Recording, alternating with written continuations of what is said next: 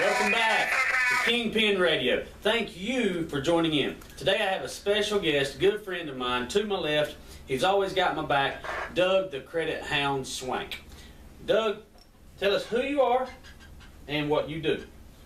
Well, as Billy said, I'm Doug Swank. I am the finance manager here at Coffee Chrysler. I've been affectionately dubbed the Credit Hound. So, like Billy said, thanks for stopping by and checking us out this morning. I arrange the financing for the best products in the world, for the best people in the world, and that's you. All right, today's show is brought to you by Vickers Audio and Window Tinting Golf Cart Sales. He's made a reemergence. He's came back. He stepped up to the plate with some more money, and he's getting to take advantage of a great thing. I got a call last night, Doug, from another sponsor. We've been trying to go nationwide, and I don't know if you know Truett Cathy. Of course I do. Okay, tell us who Truett Cathy is. He's the man behind Chick-fil-A. If you don't know that, what do you know? Chick-fil-A, Atlanta, Georgia. I don't know how many stores they have, but it's in the thousands. Got to be. Any Chick-fil-A you go in, you're going to be met and greeted with a proper, friendly, and enthusiastic meet and greet, which is step one to the road to any sale, or it should be. If it's not, adopt it. Friendly and enthusiastic meet and greet. Got a call from Mr. Cathy. He said, hey, I want to sponsor the show. I said, hey, man, I'll do it for free. Thanks for the call. Mr. Cathy owns Chick-fil-A. It is a privately held organization. It is. Now, Doug, tell us the difference between an organization or a company that is privately held, privately owned, and a publicly traded corporation. Absolutely, Billy. Thanks for asking. Mr. Cathy, as you know, and we've established this morning, he is the owner of Chick-fil-A, a privately held company. So he, with very little deviance from that, he can do pretty much anything that he wants to with the corporation. When you step over into a publicly traded corporation, Billy, as you know, let's take, for example, Lowe's. I have some experience with Lowe's. Lowe's is what got me over here to Georgia.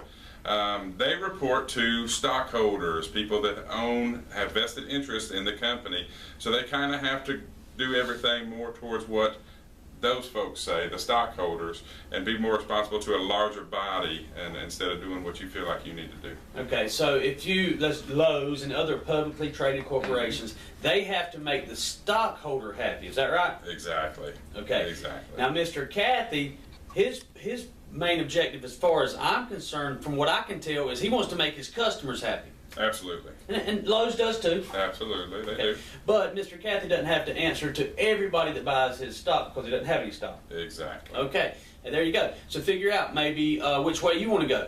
I kind of like to make my customers happy. You know, stockholders can be important. The main objective to anybody who has a publicly traded corporation is profit for the bottom line. We here at Coffee Chrysler, we want to make profit. Yes, we don't come to work 6 days a week not to, but it's so easy to make a profit as long as we're making sure that our customers are happy, wouldn't you say? Absolutely. Not a truer word has come out of your mouth. All right, great. Real quick, from your ranks in the corporate world, how long were you with Lowe's? 7 years. 7 years. Yeah. What was your first position with Lowe's? Started off working part-time nights and weekends in the electrical department, stocking shelves and sweeping floors. And your last position? Store manager of the Lowe's here in Douglas. There you go. Now, real quick, personal history here. Where did you move to when you came to Douglas? I became a resident of Kingsridge. And who was your neighbor right across the street? This guy, Billy Merritt. Okay. And real quick, what did you do to me? Well, I gave Billy the opportunity to join the commercial world, I guess, the big time, big box retail store. Hired him on as my sales manager to help me in the daily operations of Lowe's. Just really fed off of his experience, his energy, and his drive to succeed in everything that he does. So I felt that he'd have been he was a great part of my team there at Lowe's. I was a sales manager at Lowe's in Douglas thanks to this guy, and I learned a lot. I learned real quickly, though, that the corporate world, not so much for me. That's right. So I got back into what I love, which is selling cars and inspiring others and helping others sell cars. And the first thing I did as quick as I could was recruit this guy into the retail car business. Now I'm going to take over real quick and answer for Doug. In 6 short years, he went from a salesman, just like he started at the bottom in Lowe's. And he's the finance guy. He's the best finance guy I've ever worked with. He makes sure that the customer is completely satisfied every time. Takes care of the customer, a lot like our salespeople. Absolutely. We've had two salespeople on the show already. Tell us about Drew Hook Daddy Shook. Hook Daddy came to our team, like he said. I mean, not to be too repetitive, but he joined us almost 3 years ago. Didn't know a thing in the world about selling cars. I think he said on the show yesterday or day before, he didn't even know the difference between a 200 and a Ram 1500. And in a very short span of time, he has not only mastered the products, but mastered the customer service experience. Like we always say, Billy, that's what it's all about, is making sure the customer's happy. Drew's your guy. He went from not knowing the difference between models and cars to being the best product specialist. He knows more about any car that I have, and he's my #1 salesman right now, and it's always close. For instance, Elvis Smith. I'm going to tell you a story about Elvis.